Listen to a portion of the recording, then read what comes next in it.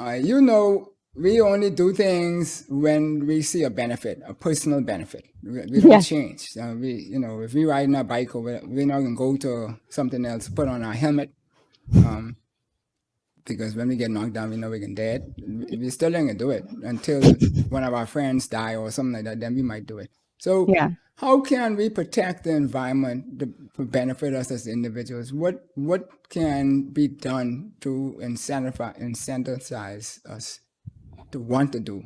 Well, what can we say to people so that they would know why they need to do it? How it's affecting them directly? Okay. I asked it three different ways, so we Yes. roll it up. Yeah. I'm like, that's a very complex question. But at the root, you're like, how do we make people recognize the impact for them? Right? How Right, do we on get them. them Yeah. to understand the importance of the environment? Because we could say the environment all day long, save, conserve this. And people are like, yeah, whatever, I'm still going to do what I want to do.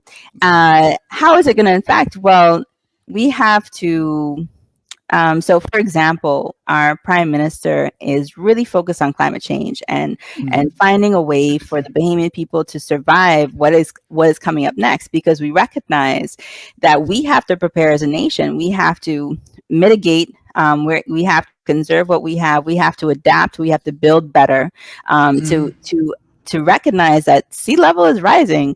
And as a nation that is an archipelagic nation, meaning multi islands, Right. that has low elevation, that means that most of our country, over 60 or 70% of our country, is within that range that Right. is expected to have sea level rise.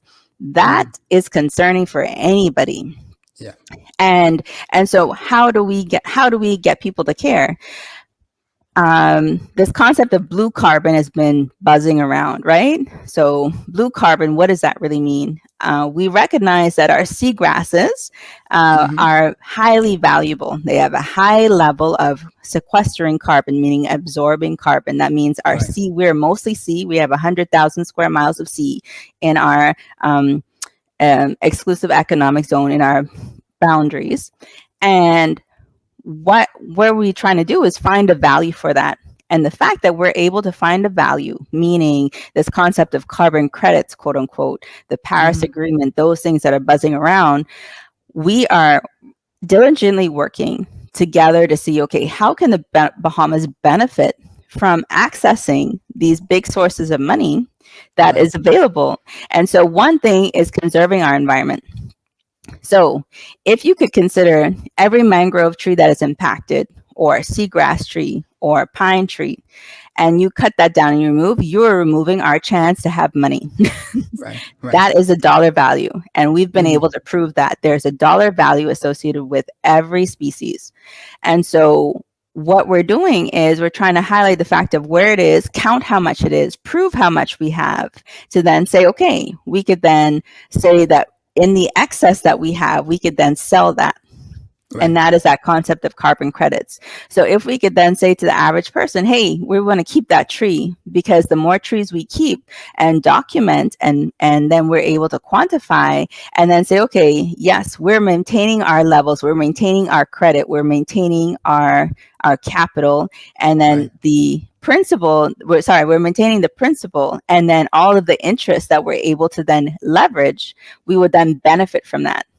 So if that could be the difference of, let's say, oh, if we kept this area, that would be a benefit over a 20-year period of, let's say, $10 million in ecosystem services and able to credit the nation. And then if you remove it, Right. then you're like, we Yes. just lost Yes. $10 million.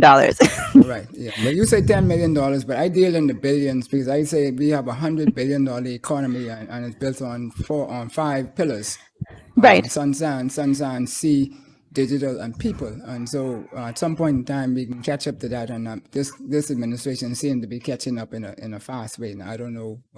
We will see what happens in the long run, which is good.